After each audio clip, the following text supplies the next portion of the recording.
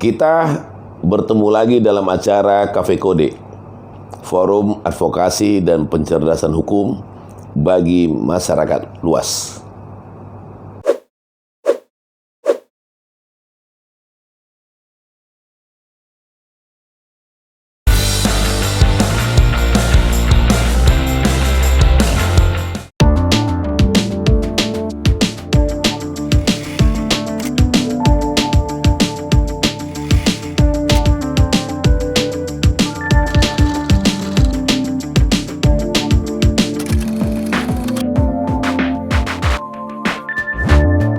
Kita bicara video porno dan seterusnya ya. Saya mau tegaskan, membuat dan menyebarkan video porno diatur dan diancam penjara menurut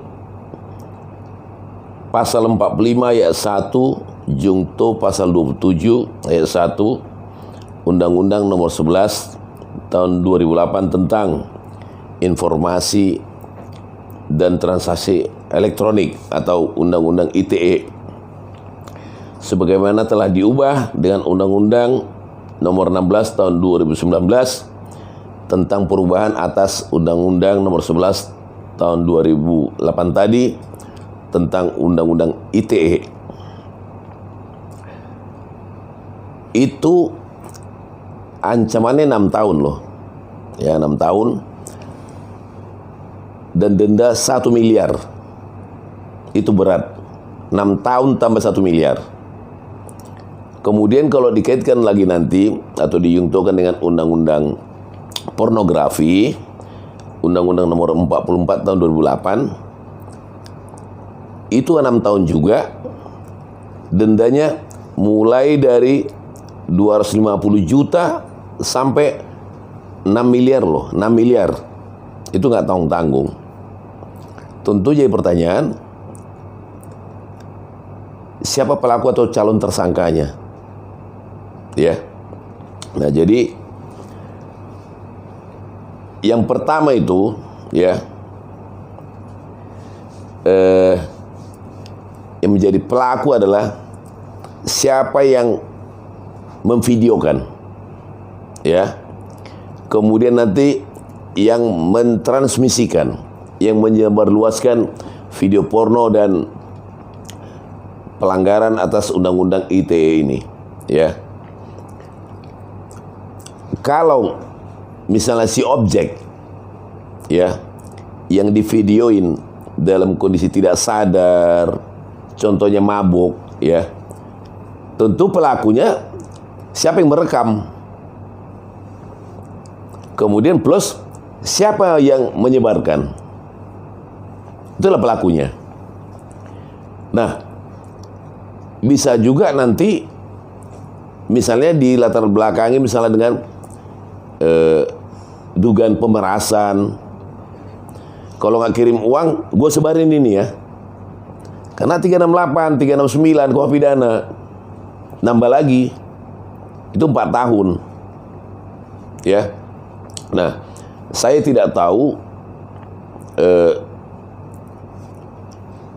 seperti apa kejadian sebenarnya.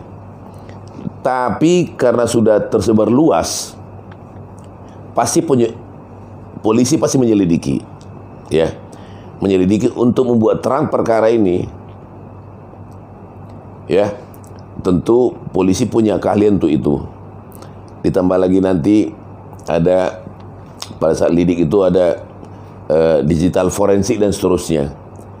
Itu akan ketahuan kapan divideokan, kapan disebar atau ditransmisikan, ya, tanggal berapa, dan seterusnya.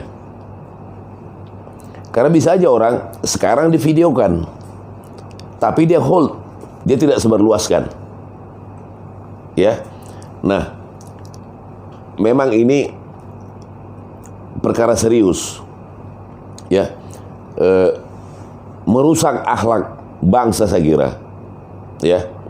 Karena bagaimanapun bangsa ini, bangsa Indonesia, bangsa yang beradab, punya batas-batas toleransi terhadap segi-segi modernisasi saya kira. lifestyle dan seterusnya. Ada batasannya. Kita bukan negara barat, bukan negara yang free dalam banyak hal. Mungkin seperti itu.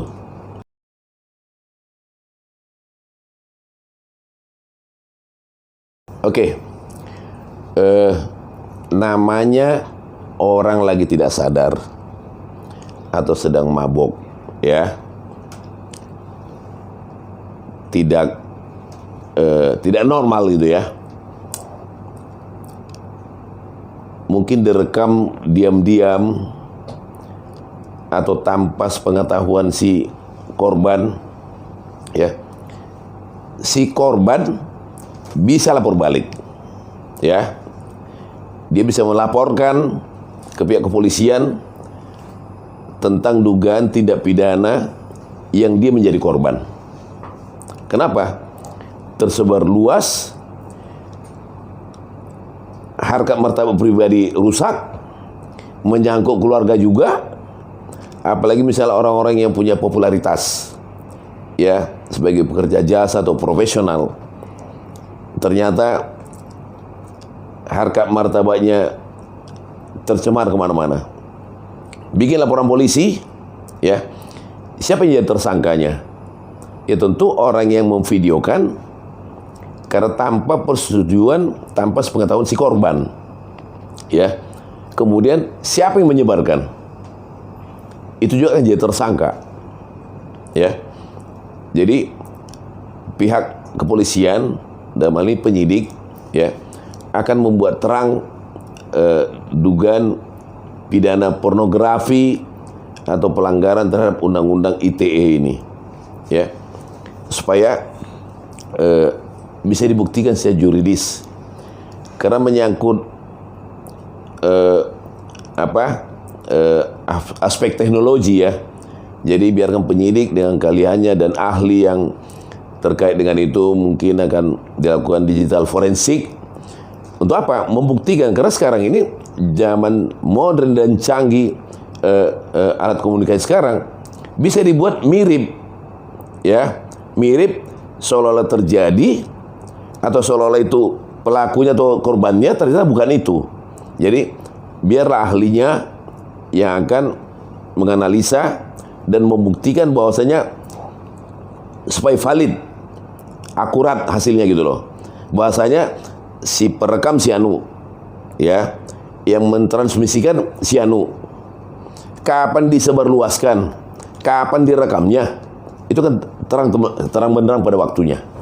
Ya, jadi saya mau tegaskan, si korban siapapun namanya itu yang jadi korban pelanggaran undang-undang ITE ini, siapapun korbannya dari undang-undang pornografi ini, lapor sesegera mungkin, ya, supaya terang benderang nanti persoalan seperti apa. Mungkin seperti itu.